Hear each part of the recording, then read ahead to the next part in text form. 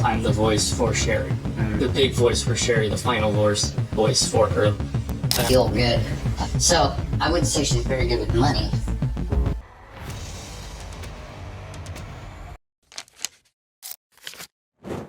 The Perfect Lie, the Sherry Papini story.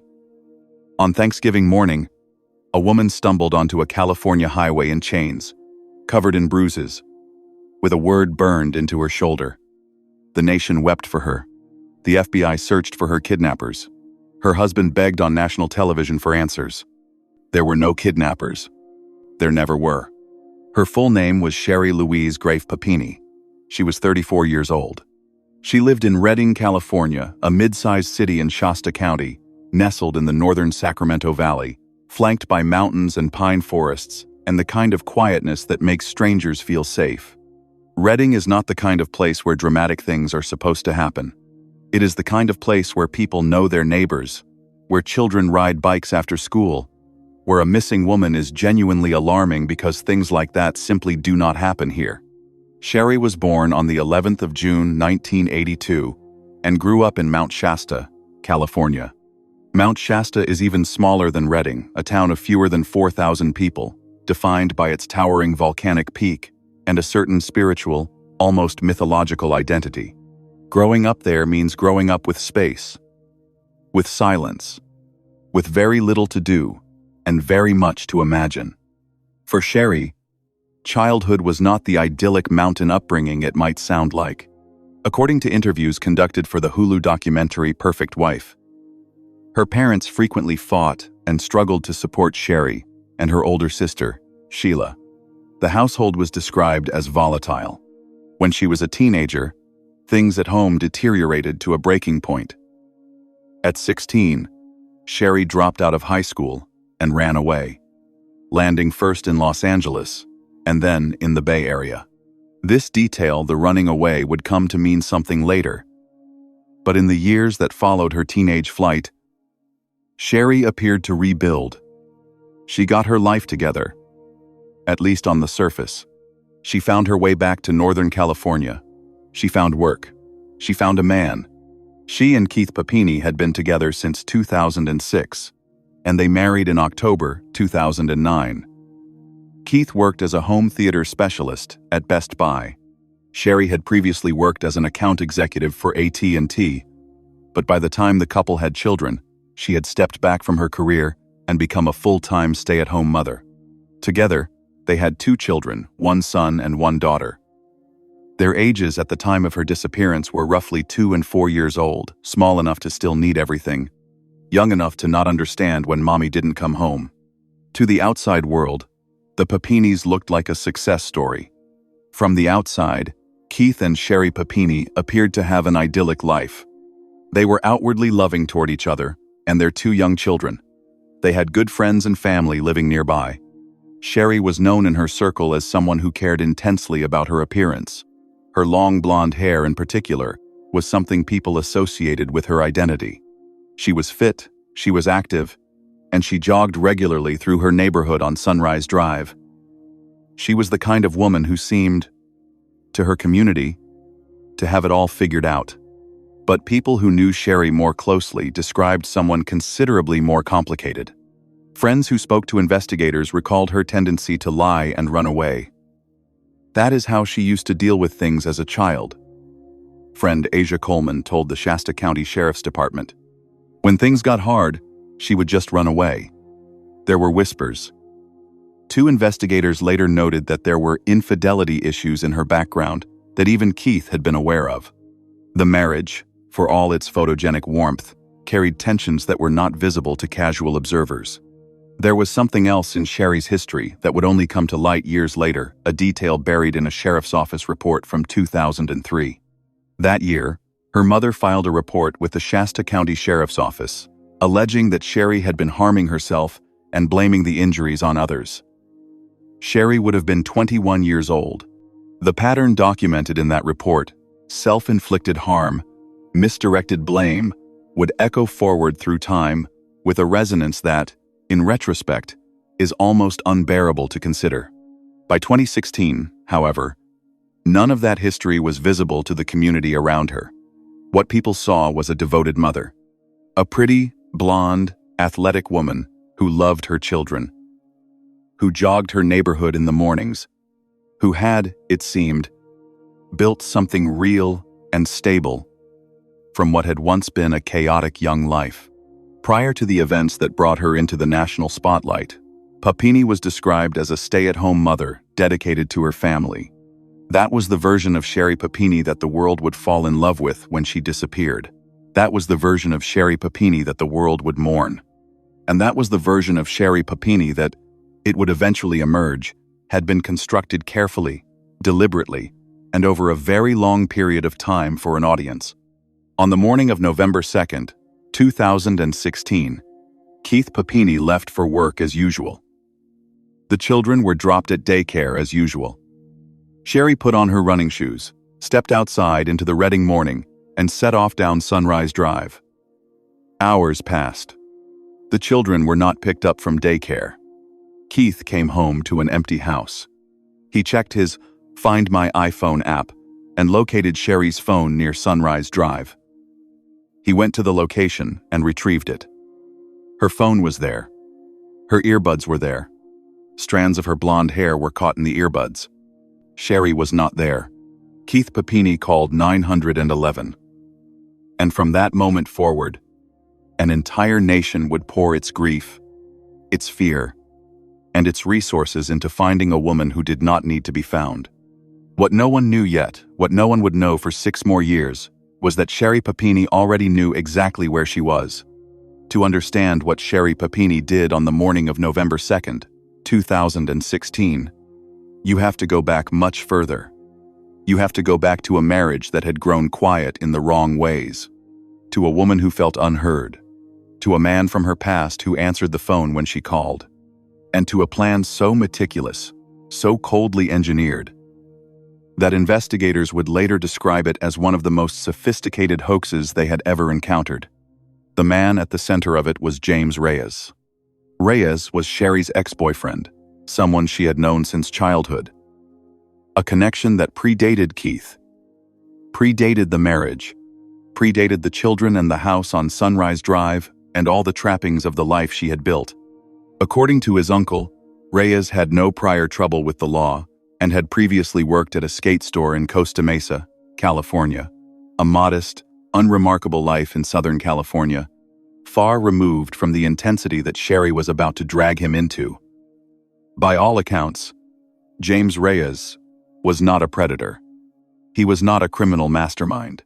He was, investigators would conclude, a man who had once loved a woman and never fully stopped, and who, when that woman called him with a desperate story, believed every word of it. The contact between them had been re-established quietly, carefully, in the shadows of Sherry's marriage. According to federal investigators, Sherry and Reyes had been talking to one another as early as December 2015, nearly a year before her disappearance. They used prepaid phones to communicate, corroborated through evidence of 2 prepaid cellular phones tied to Reyes, communicating with a corresponding device from Sherry's location. This was not impulsive. This was not a moment of weakness. This was deliberate concealment, sustained over months, using technology specifically chosen to avoid detection. On the documentary series Caught in the Lie, Sherry described beginning what she called an emotional affair with Reyes as her marriage to Keith deteriorated. She claimed she turned to her former boyfriend when she could not find emotional support at home. She said, "James was someone who was listening to me and hearing me. That's what I needed." Whether that account is the full truth remains disputed. What is not disputed is that by November 2016, the two were in regular secret contact and that Sherry had a plan. What she told Reyes, according to his account to investigators, was a story designed to trigger his protective instincts. Reyes told detectives that Sherry had said she was being abused by her husband, Keith. She was trying to get away from her husband. Reyes told investigators unaware that Sherry's allegations against Keith were unfounded.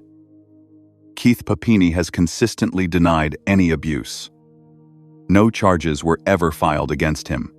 No evidence of domestic violence was found. But Reyes did not know that. He knew only what Sherry had told him, and he believed her.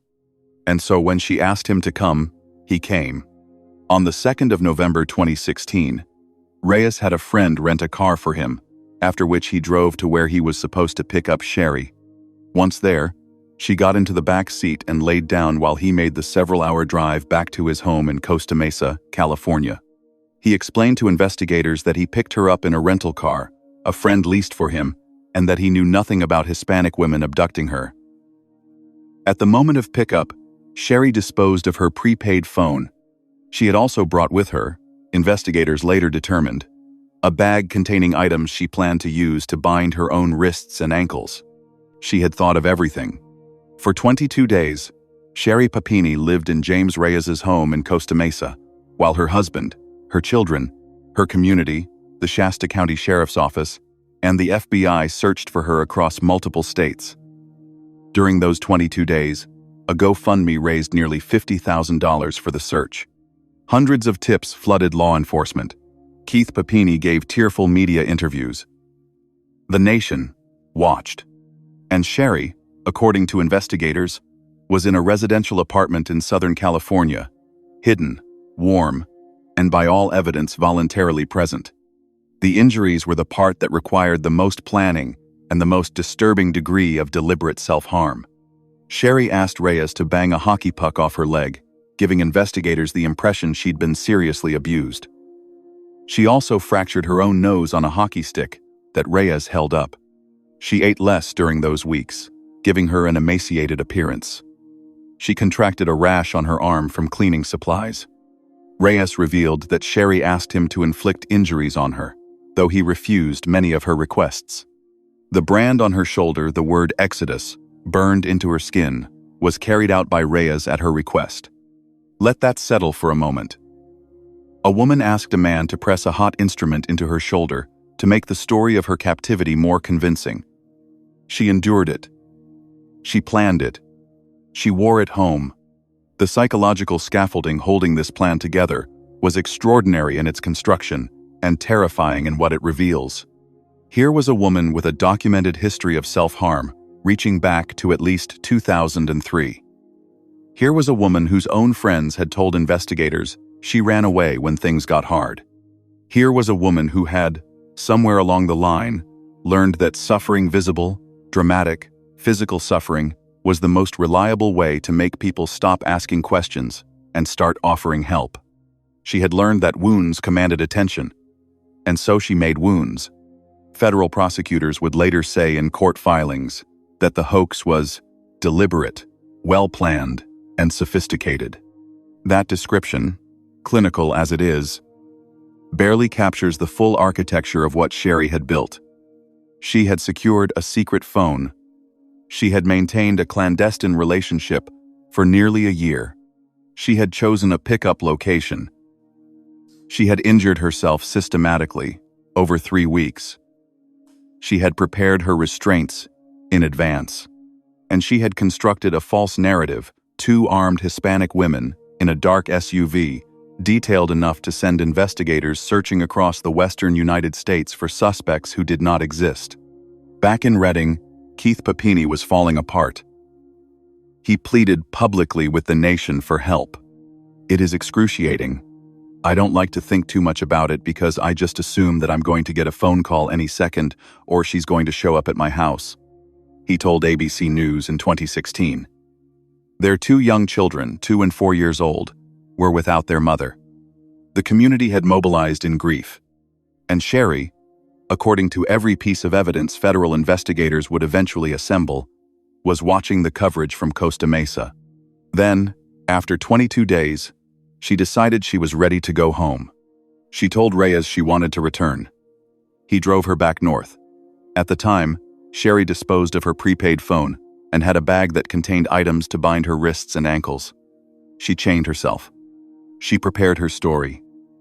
She arranged herself on the side of a highway in the pre-dawn darkness of Thanksgiving morning, bound and emaciated and branded, waiting to be found. And she was found. And the nation wept for her. And for 3 more years, she maintained every word of the lie. What no one watching the news coverage could have known, what even James Reyes perhaps did not fully understand, was that the most dangerous thing about this moment was not what had already happened. It was what came next. 6 years of doubling down, of false police interviews, of fraudulent compensation claims, of innocent people smeared, and a community's trust quietly corroded, all in service of a story that only one person knew was fiction. The morning Sherry stepped out of that car on County Road 17, the hoax did not end. It was just beginning. It was 4:30 inches the morning, on November 24th, 2016, Thanksgiving Day, when the first 911 calls came in. Motorists driving along Interstate 5 inches, Yolo County, California, spotted something in the pre-dawn darkness that made them pull over. A figure small, slight, staggering, moving along the highway in the cold before sunrise. A number of motorists called 911, including a truck driver who stopped and waited for the California Highway Patrol to arrive, to report a woman standing or running down the middle of Interstate 5. When officers arrived, what they found appeared to confirm every worst fear the public had held for 22 days. Sherry Papini had reappeared 150 miles south of where she had disappeared, still wearing restraints. Her nose was swollen. She had ligature marks on her wrists and ankles, burns on her left forearm, bruises and rashes across many parts of her body. Her long blonde hair, the hair that friends and family had described as central to her identity, had been cut to shoulder length. And burned into her right shoulder was a blurred brand, a mark that she would later tell investigators resembled a verse from the Book of Exodus. She had a chain around her waist, tethered to one of her wrists. She was taken to Woodland Hospital in Yolo County, where she was reunited with Keith. Keith Papini arrived at that hospital on Thanksgiving morning and saw his wife for the first time in 22 days.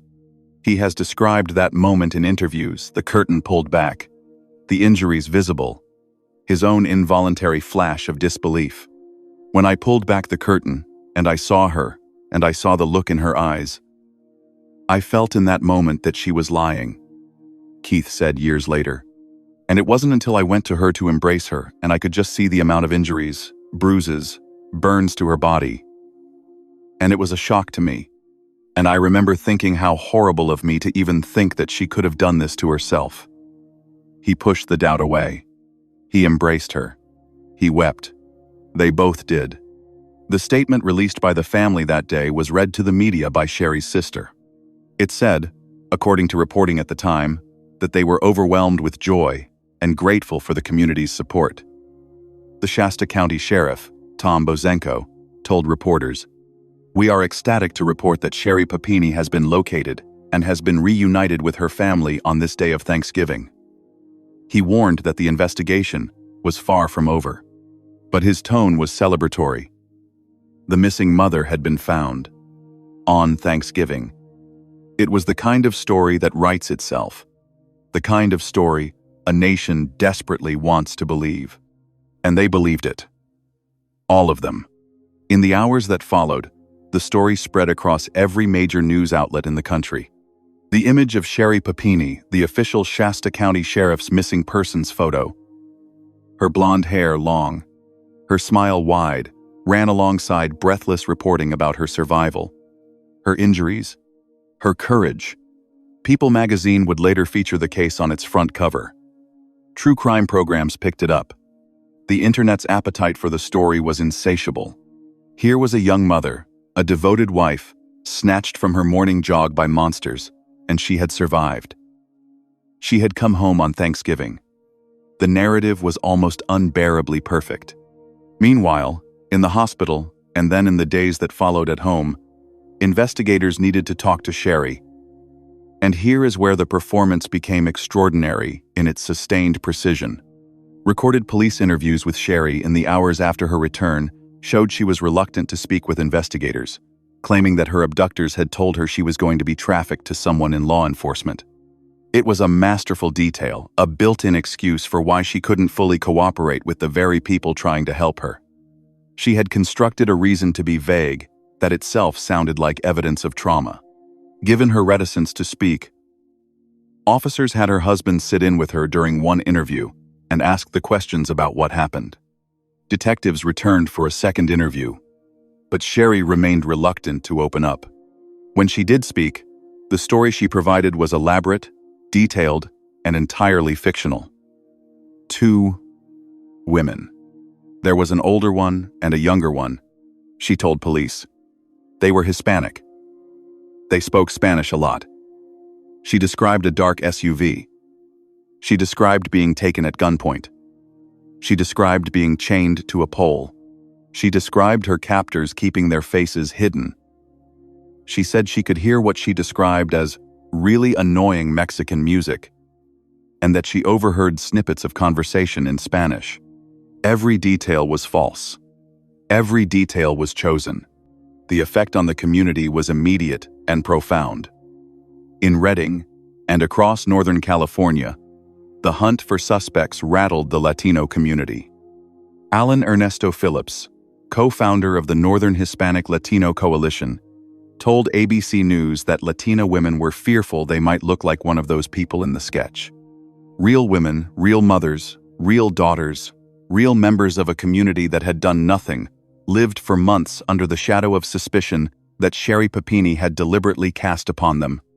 It was a cruelty built into the architecture of the lie that investigators would not fully reckon with until years later. In the weeks following her return, Sherry's story commanded an enormous investigative apparatus. Detectives authored close to 20 search warrants, including some in Michigan, and were examining cell phone records, bank accounts, email, and social media profiles. The FBI was formally involved. Tips flooded in from across the country. Resources that belonged to other cases, other missing persons, other crimes, were redirected toward finding 2 armed Hispanic women who existed only in Sherry Papini's imagination.